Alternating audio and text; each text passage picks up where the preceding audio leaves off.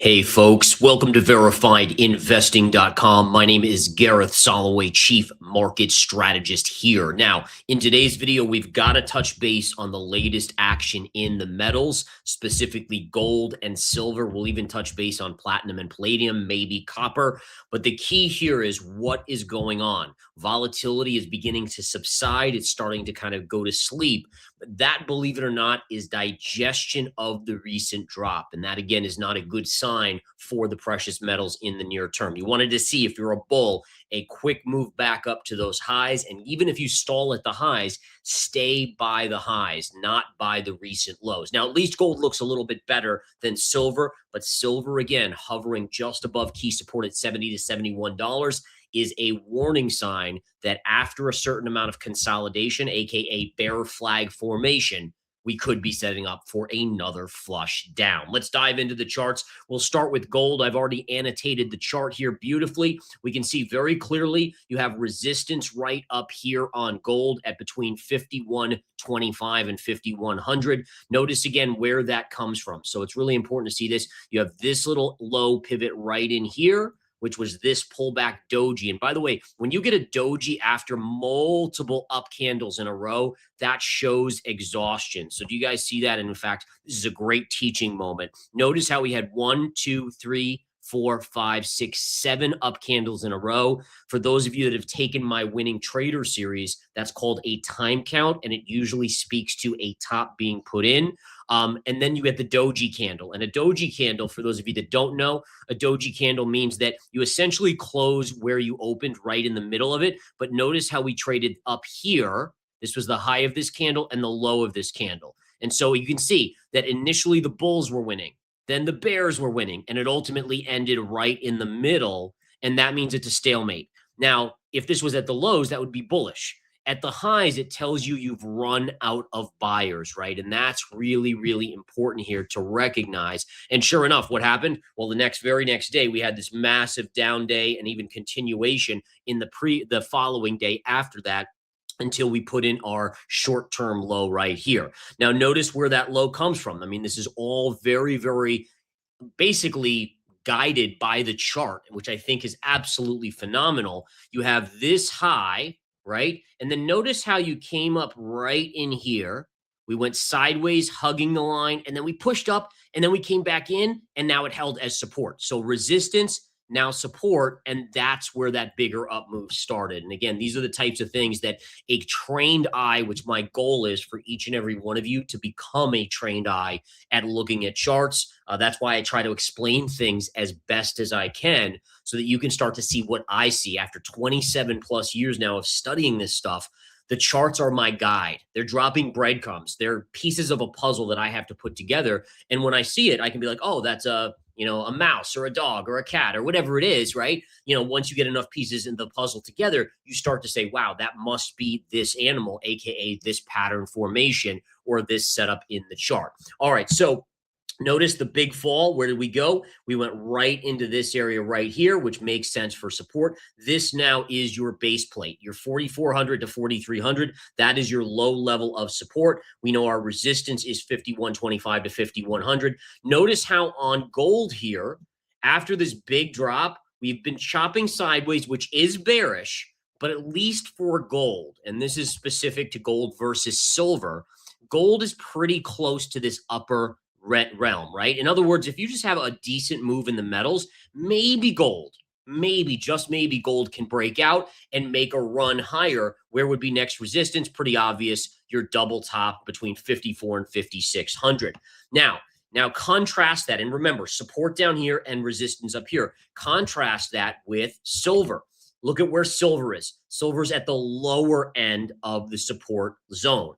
And so you still have resistance up here where you can see same sort of thing. There's your doji, but this is even more interesting, guys. So check this out. And this is why I get so excited about this stuff, is because the chart, like I said, it guides us. It gives us breadcrumbs. It gives us pieces of a puzzle, which our job is to put it together to lead us to the most likely outcome. Now, it's not the definitive outcome because there's no such thing as 100% in trading. It's all probability, just like a casino. A casino knows that if it gets 1,000 gamblers in that casino and they gamble 5 hours each, the casino is going to make money. right? It's generally over the masses that's going to make money. That's like me, right? If I do 1,000 trades, I know I'm going to make money at this stage of my career because I'm taking a probability-based trade each time that's, let's say, 70% or 75% win rate. Now, one trade, sure, I can lose on one trade, and I do. I lose on many trades, but my win rate is where it comes back. Just like a casino knows that enough people come into that casino, sure, one or two people win and take a lot of money, but the rest of them make up for it. That's so important, that logic. Okay, but what I'm saying here is, look at this. See this candle right here? That in technical analysis is a topping tail. And that actually is an extremely bearish reversal signal. Now, you could say, well, look, it went up again and again 2 days after that. But look, to fail a topping tail, what do you have to do? You have to close. A daily close must occur above the high of the topping tail. Look at this. Here's your topping tail high. Look at that. You never got a daily close above it, which would negate the topping tail. So just to refresh here, a topping tail needs to occur at the highs of a chart. So if it occurs at the lows of the chart, it doesn't mean much. It has to happen at the highs of the chart. So at the highs in recent history, 52-week high or all-time high in the case of silver here. And it has to have a close in the lower 25% of the entire length of the candle. So from low to high of that entire candle, the wick, the tail, the body, it has to be in the lower 25%. In addition, it fails only if you get, remember, everything can fail. It only fails if you get a close above the topping tail high. In this case, we never did, which means the dominant force here, and I went over this, when this happened, I was screaming at the top of my lungs that, guys, unless this fails, this is a top on silver. Now, people made fun of me. They said, you're crazy. This is going up forever. It's a new dynamic. It's a new cycle. It's a mega cycle. There's not enough supply. I mean, I heard every rule or reason in the book why this was going to go higher. The charts are the charts. And this is one of the reasons why my motto here at Verified Investing is no BS, just charts. Because you can go to mainstream media for all the reasoning you want. You can go to social media for all the hype, which will tell you it's going to $500 an ounce, whatever it is. It's kind of like biased confirmation, right? You want it to go up. So you're like, oh, well, look, that person's saying it's going up here. Same thing happened with Bitcoin. It was at 125, 127,000. And what did we hear? We heard a few people saying, oh, it's going to 250,000 by the year end of 2025. Where did that go from there? Was that a good call? Not really, right? But that's why I was saying top, because it hit a trend line. The point being is the rules are there to guide us. They're there. Not only is a topping tail great, but there's also a specific reason when it fails that you know, like, okay, it failed. Now it can go higher. But until it does, it's intact and it has power. And we go with that. At least that's the probability, the high probability scenario. All right. So we got the topping tail. Then you got the doji reversal. We came all the way down here. Look at that. And then we bounced. We retested it. We held. And look, it keeps on kind of pseudo retesting. And versus gold's up in the upper range. Not to say silver can't go up, but just in general, silver is weaker than gold here. All right. And again, it kind of makes sense because we're starting to get some weaker economic data out as well. Now, again, the important thing here is your resistance is at 93 to 92. Your support is at 70 to 71. As long as it's in here, it could go like this. And I don't know how long it could do this, but it could just chop around.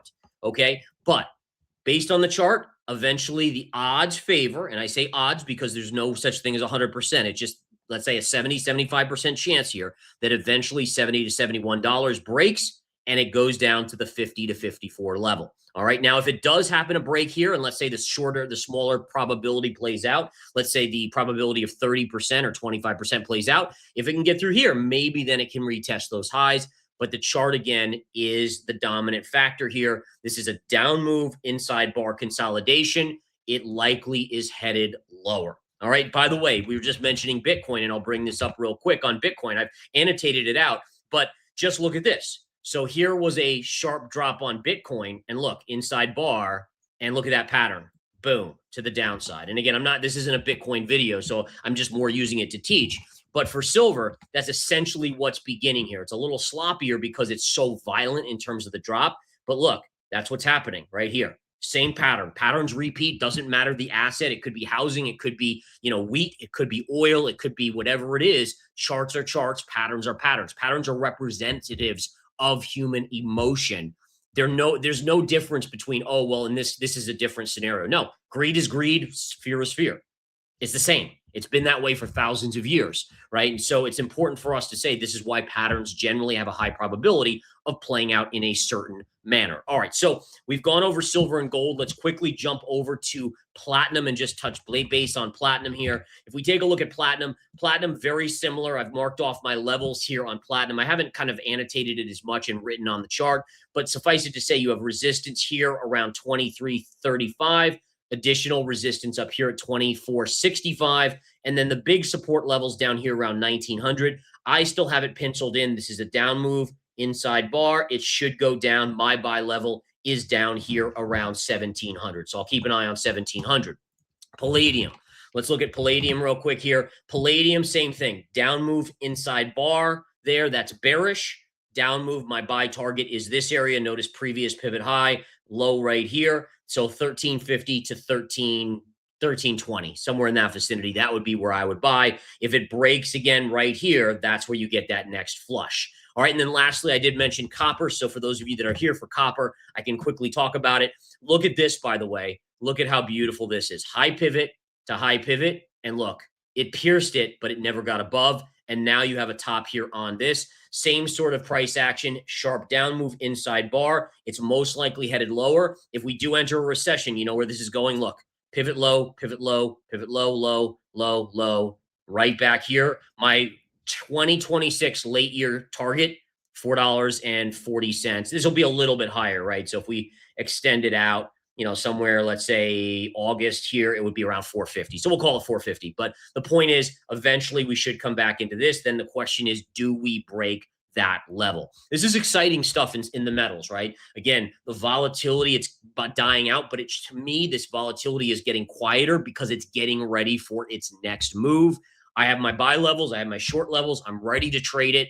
That's what we're here to do. The charts are our friends. As always, verified investing, no BS, just charts and probabilities. You guys have a great one. Thanks for tuning in. Talk to you soon. Take care.